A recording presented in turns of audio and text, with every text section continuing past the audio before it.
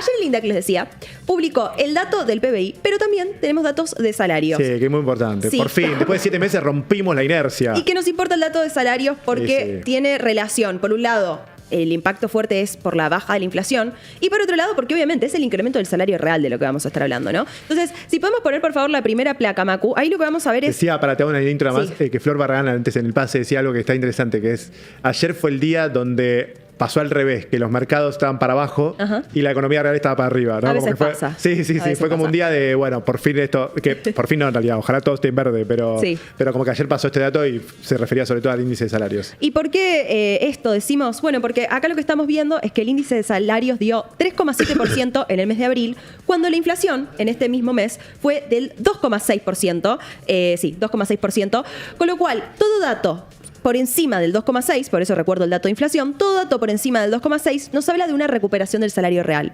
3,7 es el promedio, pero si vamos viendo por sectores, tenemos ahí un sector registrado que dio 3,5%, también es un incremento del salario real, recuerden, 2,6% fue la inflación. Y principalmente dentro del sector registrado es el sector privado registrado, aquel que recupera salario real con un 4% de suba. El sector público pierde un poco de salario real con ese 2,3 frente al 2,6. El sector público, yo no tengo idea, pero ya, o sea, el último que apaga la luz más o menos con el salario Ya te lo voy a público. mostrar. Sobre todo abajo, fíjate, Nacional. Ya te lo voy a mostrar. O sea, cada vez que veo el índice te salva, no sé, los informales, te salva el privado, pero el salario público lo veo muy... Pará, cuando digo el privado, cuando digo el público también es entender quiénes son los trabajadores públicos, que no es el que trabaja en un municipio, el que trabaja en administrativo, lo que fuera, sino docente, policía, médicos, defensa, claro, médicos, etcétera. Pero siempre veo el número y digo, uff. Ahora vamos a verlo en una comparación, en un gráfico. Salvo los jueces que vienen bien. El juez está Y bien. los senadores también. Y diputados. Y diputados también. Y diputados también. En la casta. Siga, ya sí. Termino con esta placa antes de pasar a la próxima, pero ahora eso mismo que os decía, Seba, se los voy a mostrar. El siguiente sector, que es el gran ganador del último tiempo, hay que decirlo, es el gran perdedor cuando las cosas salen mal, pero es el gran ganador cuando algunas cosas empiezan a salir bien. Es el sector privado no registrado. Con un incremento del salario, acá vemos del 4,7% en el mes de abril, con una inflación del 2,6%, tenés prácticamente un poco más de 2 puntos porcentuales de ganancia del salario real para el sector privado no registrado. De nuevo, es el sector que más se ve perjudicado cuando tenés caída de la actividad, caída del consumo, caída de la inversión, aumento de la inflación. Ese es el sector que más sufre, pero también cuando las cosas empiezan a dar bien, y estamos mencionando datos de eso en términos de inflación, en términos de actividad y consumo, cuando las cosas, cuando las cosas empiezan a salir bien, este es el sector que más rápido hace ese catch-up. ¿Por qué? Porque justamente es el que no está regulado, es el que no está legislado. Entonces, así como rápidamente, por ejemplo, los echan cuando tenés una caída de la actividad, rápidamente también encuentran ese trabajo en el momento de repunte. En la próxima placa, lo que vamos a ver es esto que mencionaba Seba, que decía, bueno, a ver, pero pará, contámelo en el tiempo. ¿Qué viene pasando con cada sector? Claro. Y acá lo que vemos es, el sector público está muerto. Voy a focalizar en la gestión Milei, que es la parte violeta del gráfico.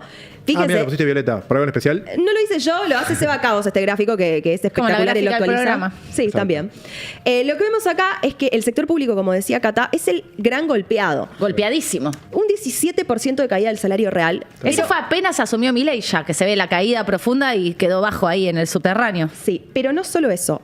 El dato acá para abrir entre nacional y provincial es que el sector público nacional tiene una caída del salario real del 36,4%. Te salvan los municipios. El digamos. nacional. O te salvan las provincias. Claro. Provincias cae un 8,8%. Mira. Dicho de otro modo, provincias no está haciendo el ajuste que sí hace Nación. Provincias Porque hay provincias que viven o sea, que le dan trabajo de esa manera a la gente o no hay trabajo. En parte es eso. En parte alguien podría decirte, espera, pensemos que los gobernadores pueden ser re buenos y en realidad lo que están queriendo hacer es que los que trabajan ahí no pierdan salario, no pierdan parte de su salario real. Es cierto, pero podemos preguntarnos también a costa de qué. Porque en definitiva, cualquier salario pagado por el sector público, sea un sector de un trabajador dentro del sector público que nos guste como uno que no, digo, obviamente podemos hablar de médicos y docentes, como decía Seba, también podemos hablar de la política y la casta. Entonces, más allá de quién es ese trabajador, el punto es que cualquier cosa que se paga del sector público viene de un sector privado. Viene de impuestos, o viene de extracción de riqueza del sector privado, si no el sector público no tiene ese capital. Ahí tenemos uno de la banda streamera que dice que trabaja, es empleado público hace 2 años y 6 meses que no me suben el sueldo, soy nacional. ¿De qué trabajas? Igual, espera, Parte de esto, perdón, y sumo esto, es el desincentivo a trabajar en el sector público, ¿no? Es una política de Estado que está eligiendo este gobierno. Es, pasate al sector privado. Sí. Acá vas a perder salario. Pasate al sector privado. Sí, estoy pensando en médicos, estoy pensando en yo te docentes, estoy pensando en iba a policía. poner un poquito Sí. de contexto a eso. Claro, fuerza de seguridad. Lo que decía Estaban Yashi, re ¿no? enojados. La primera cuestión es que la gran caída se da en lo que Mucho es el policía manejando Uber, perdón. lo que es el sector público nacional, que ahí no tenés docentes, médicos, eso en gran mayoría son a nivel provincial. Entonces, cuando vemos Claro, pues médicos tenés poquitos hospitales Claro, nacionales. un par de Tenés 4, hospitales a creo. nivel nacional, pero la gran mayoría de De policías, ¿no? Docentes, médicos, eso sea a nivel provincial, Claro. que a su vez, por lo general, representan entre el 70 y el 80% del gasto provincial. O sea, la gran diferencia cuando uno mira el gasto público a nivel nacional y provincial es que no tienen mucho margen para recortar las provincias, porque la gran mayoría de los gastos, o sea, el gasto público que tienen Es interesante eso. es Es salario. empleo, claro, a tremendo. nivel nacional, los salarios representan más o menos como un 10, un 15% ¿Y en qué de todo el provincias gasto. más? ¿Norte? Sí, las del norte son las que tienen mayor peso porque justamente son las que tienen menor sector privado. La Igual re- en todas sí. las provincias. Ahí esto que está diciendo Juanma está bueno porque dice, por un lado, no tienen mucho margen para recortar porque gran parte es salario. También uno si mira a lo largo del tiempo, el empleo público provincial crece muchísimo. Claro. Entonces es como, está bien, vos podrías decir, no tienen mucho margen para recortar porque ya hay gente que está trabajando, pero a la vez seguís contratando. Entonces, si parte de lo que preocupa es, va acá desde varios frentes, por un lado, la extracción de riqueza al sector privado para financiar el sector público. Podría ser, eso se llama crowding out. Literalmente es parte de la inversión que podría ser privada termina yendo a financiar lo público.